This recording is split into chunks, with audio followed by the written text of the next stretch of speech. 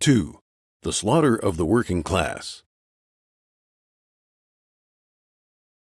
From Marx's theories to the rhetoric of the totalitarian communist regimes, all were filled with the principle of reliance on the proletarian workers and peasants and promises to represent their interests. But in practice, it was the working class that suffered the greatest abuses under the communist system. A. Suppressing the Soviet workers and peasants. In 1918, after Lenin illegally disbanded the Constituent Assembly, it was the workers who were the first to resist the communist dictatorship.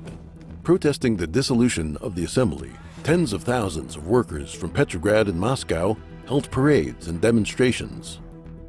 Bolshevik soldiers cracked down on the unrest with lethal force, gunning down demonstrators and filling the streets of Petrograd and Moscow with the workers' blood. The country's largest labor union, the All-Russian Union of Railwaymen, announced a strike to protest the Bolshevik coup and gained the broad support of many other labor organizations. As it did with the workers of Petrograd and Moscow, the Communist Party of the Soviet Union put down the strikers with its armed forces, and the All-Russian Union and other independent unions were banned. Remaining labor organizations were gradually forced under the control of the Communist Party of the Soviet Union.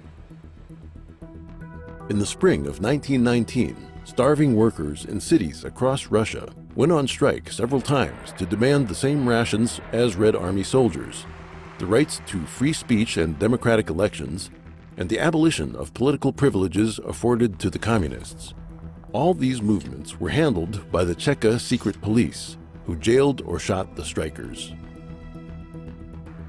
In the summer of 1918, Russia faced a massive food shortage due to the ongoing civil war. In June, with the country on the verge of famine, Lenin dispatched Joseph Stalin to Tsaritsyn to seize grain from the Volga Basin, traditionally a breadbasket of Russian agriculture. The tyranny of the Communist Party of the Soviet Union invited resistance from the peasants. In August 1918, peasants in the Penza region rose up in an armed revolt, and the uprising quickly spread to the surrounding areas. The Communist Party of the Soviet Union sent troops to suppress the uprisings, and Lenin sent a telegram to the Penza Bolsheviks.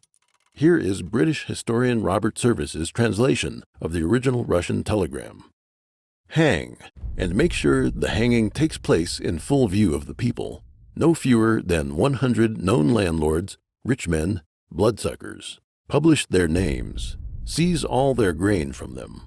Designate hostages in accordance with yesterday's telegram. Do it in such a fashion that for hundreds of kilometers around, the people might see, tremble, know, shout. Before the October Revolution, Tambov was one of the richest provinces in Russia. In order to seize its grain, the Soviet Union organized many, quote, grain requisitioning teams and sent them to the region. Over 50,000 Tambov farmers formed local militias to fight the Communist Party of the Soviet Union's requisitioning teams. In June 1921, faced with the task of suppressing the Tambov rebellion, the Soviet regime suggested that military commander Mikhail Tukhachevsky fight the hooligans with poison gas. Tukhachevsky's use of chemical weapons, combined with fires that burned across the region, rendered much of Tambov completely desolate. An estimated 100,000 Tambov peasants who took part in the resistance and their relatives were imprisoned or exiled. Around 15,000 people died in the insurgency. The widespread slaughter in the Soviet Union served as a comprehensive model for the Chinese Communist Party's coming persecution of the Chinese workers and peasants. B. Following the Soviet model. China has a broad and profound culture with a history of 5,000 years. Its people are steeped in a tradition of worshiping gods and revering the divine. The specter of communism, incapable of conquering 5,000 years of tradition using conspiracy alone, dealt with traditional Chinese culture using systematic violence. The Chinese Communist Party targeted the elites of society who served as the bearers of traditional culture, destroyed the physical artifacts of Chinese civilization, and severed the connections between the Chinese people and their gods. China's traditional heritage was replaced with a party culture to be spread among the survivors of the CCP's mass killings, turning the young into treacherous wolf cubs who serve as the specter's pawns in the continued destruction of humanity. Immediately after taking power, the CCP began to invent enemies, beginning with the murder of elites. In the countryside, it slaughtered landlords and gentry. In the cities, it killed businessmen, creating an atmosphere of terror and looting the wealth of civil society. To rouse the peasants to kill landlords and rich farmers and support the new communist regime, the CCP implemented a so-called land reform that promised the peasantry their own land. But after murdering the landowners, the CCP claimed the land was to be turned over to the peasants in the form of cooperatives. In practice, this meant the land still did not belong to the peasants.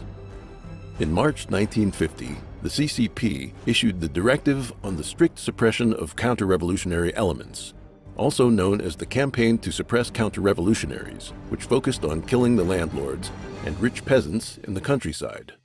The CCP announced that by the end of 1952, more than 2.4 million counter-revolutionaries had been eliminated.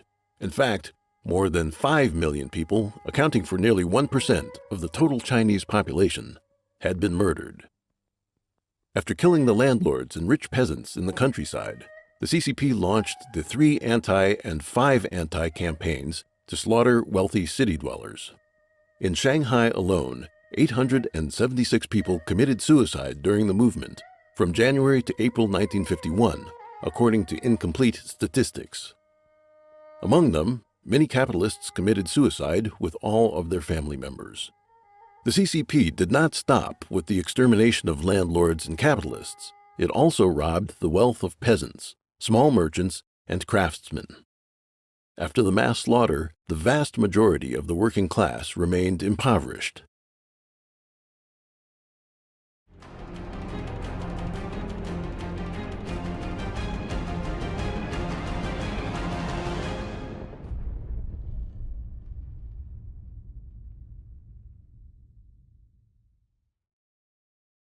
Three, the absolute brutality of the Communist Party. A. Atrocities of Soviet communism. The gulags, inspiration for Hitler's death camps. On September 5, 1918, Lenin ordered the establishment of the first Soviet concentration camp on the Solovetsky Islands for the incarceration, torture, and slaughter of political prisoners and dissidents who opposed the October Revolution. The Communist Party of the Soviet Union followed this up with a constellation of concentration camps across the Soviet Union, the notorious Gulag labor camps of the Stalinist era. The Gulag system, the term Gulag being an abbreviation in Russian for the main administration of corrective labor camps and settlements, grew to a monstrous scale under the leadership of Stalin as the Communist Party of the Soviet Union intensified its political terror and carried out even greater purges. By the time of Stalin's death in 1953, there were 170 Gulag administrations containing over 30,000 individual camps scattered across the Soviet Union, in what Alexander Solzhenitsyn would famously describe as the Gulag Archipelago in his book by the same name. In his documentary work, Solzhenitsyn listed 31 different methods that the Soviet secret police used to exhaust their prisoners' strength and force them to confess to any crime. Those sent to the Gulag suffered from a constant shortage of food and clothing while being forced to perform heavy labor 12 to 16 hours a day in the freezing cold of Russian winters. The death toll was enormous. Many people were imprisoned along with their entire families, with husbands incarcerated and wives exiled. Not even the elderly, some already in their 80s, were spared. The condemned ranged from high-ranking party elites, state leaders, and military commanders, down to completely ordinary citizens from every walk of life, including religious believers, engineers, technicians, doctors, students, professors, factory workers, and peasants. It is common for people to believe that concentration camps were a Nazi creation, but in reality, the Soviet Gulag system was the precursor to similar forms of repression around the world in both communist and non-communist regimes. According to former Soviet military intelligence officer and popular historian Viktor Suvorov, before World War II, Hitler sent Gestapo officers to Russia to tour and study the experiences accumulated by the Soviets in building the Gulag.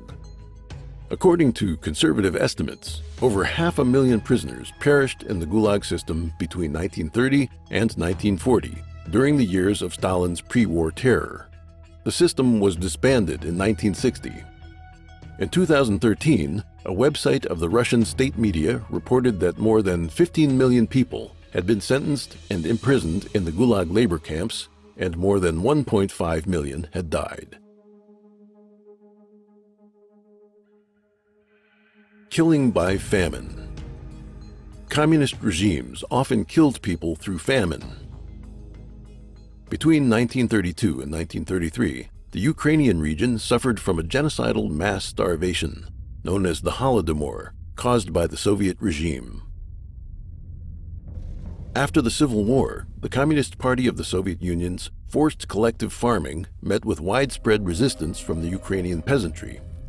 To deal with this, the Soviet regime classified a majority of skilled farmers as kulaks and exiled them to Western Siberia and the republics of Central Asia. The removal of the kulaks was a huge loss to Ukrainian agriculture, and in 1932, production plummeted. In the winter of 1932 to 1933, the Soviet government cut off food supplies to Ukraine and set up security fences along the borders of the republic. At first, Ukrainians survived on the stored vegetables and potatoes in their homes, but these were soon requisitioned by party authorities. A large number of farmers starved to death. In desperation, people turned to eating the dug-up carcasses of cats, dogs, and livestock, and even cannibalism. The authorities prevented villagers from traveling to the cities in search of food. Many people starved to death as they walked along the railways. The Holodomor famine turned more than 1 million Ukrainian children into orphans. Many of them became homeless and had no choice but to beg for food in the cities. To eliminate this embarrassment, Stalin signed orders authorizing police to shoot children as young as 12. Estimates of the death toll during the Holodomor range from about 2.5 million to 4.8 million. During the famine, bodies of the victims could be seen all over the streets of Kharkov, the Ukrainian capital. The Great Terror turns on the Soviet elite. The purpose of the communist specter is to destroy all of mankind, including, eventually, its own followers. This played out during the Stalinist era, as the Communist Party of the Soviet Union carried out bloody purges across its own ranks. Beginning in 1928, Stalin targeted the upper echelons of the communist leadership. Out of the 1,966 delegates to the 17th Congress of the Communist Party of the Soviet Union in 1934, 1,108 were arrested on charges of counter-revolutionary activity. Of the 139 members of the Central Committee elected at the 17th Congress, 4 out of every 5 were shot. The Soviet Politburo had elected 31 members between 1919 and 1935, of whom 20 were killed in Stalin's purges. Lavrentiy Beria, Stalin's secret police chief, once said, "Show me the man, and I'll find you the crime." Except for Stalin, all of the Politburo members remaining at the time of Lenin's death in 1924, Lev Kamenev, Grigory Zinoviev, Alexei Rykov, Mikhail Tomsky, and Leon Trotsky, were executed or assassinated by 1940. No section of society was spared in the Great Terror. Repression in the religious, scientific, educational, academic, and artistic fields preceded the purges that gutted the military and political elite. The main victims of Stalin's terror were ordinary Soviet citizens. How many were arrested, killed, imprisoned, or exiled by Stalin in the Great Terror? Even today, there are no complete records or answers. On the eve of the dissolution of the Soviet Union in June 1991, KGB chief Vladimir Kryuchkov said that between 1920 and 1953, about 4.2 million people were, quote, suppressed, including 2 million during the Great Terror alone. Alexander Yakovlev, a reformist politician in the Soviet and Yeltsin eras, said in a 2000 interview that the victims of the Stalinist repression numbered at least 20 million.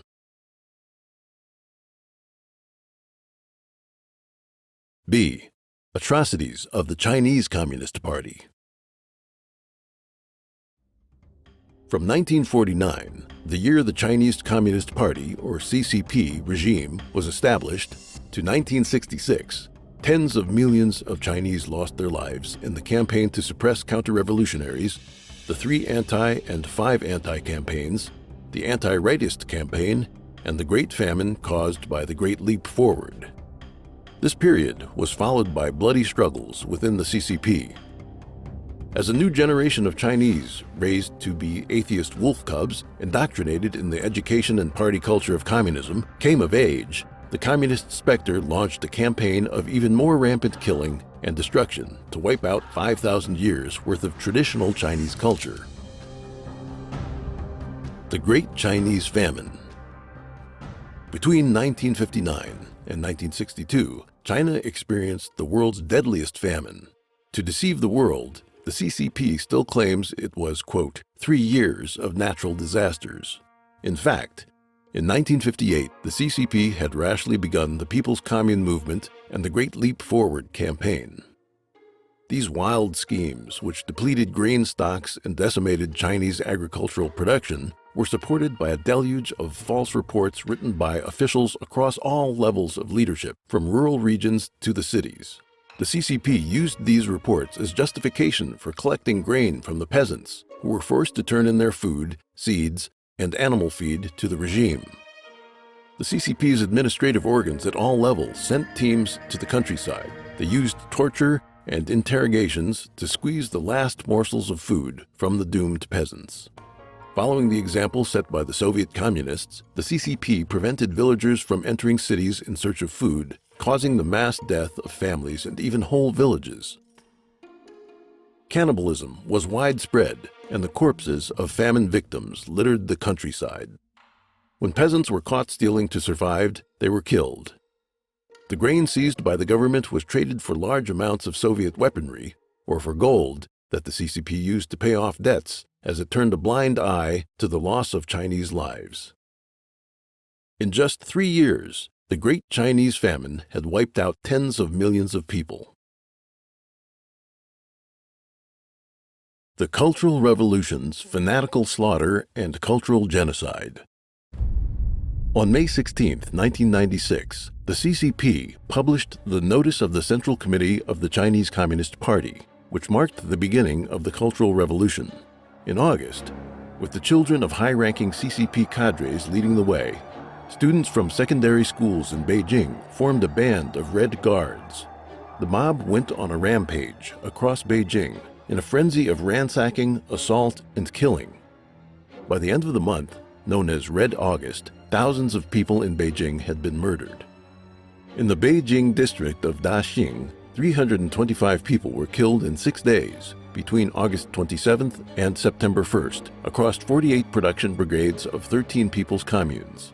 The dead varied in age from just 38 days to 80 years, and 22 families were wiped out completely.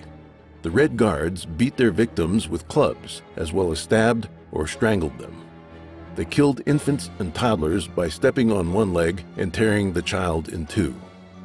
As the specter of communism directed people to beat and kill, it erased their human compassion, brainwashing them with the slogan of, quote, treating the enemy with the numb cruelty of the harsh winter. With every crime against humanity, the CCP displaced the traditional culture and moral virtue of the Chinese. Poisoned by party culture, many people became tools of murder.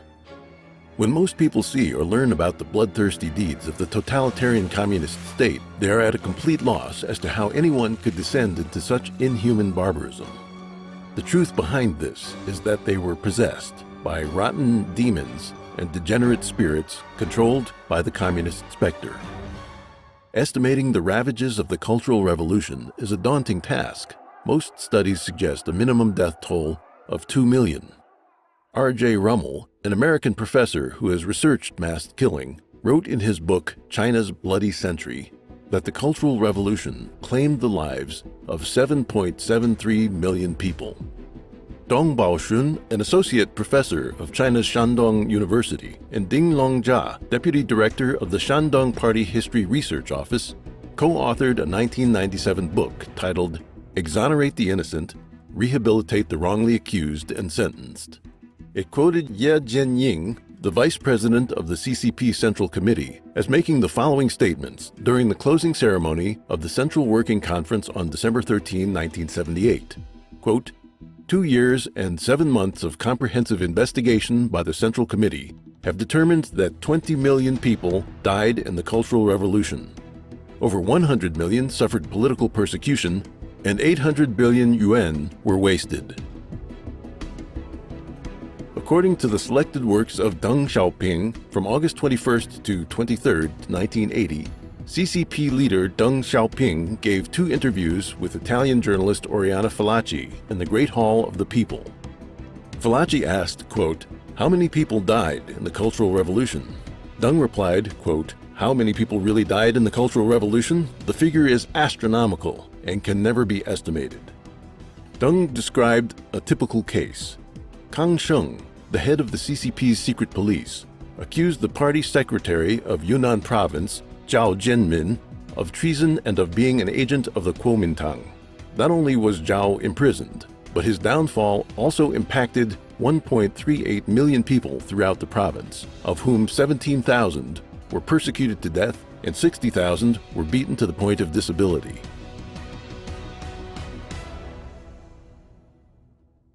Unprecedented evil. The persecution of Falun Gong.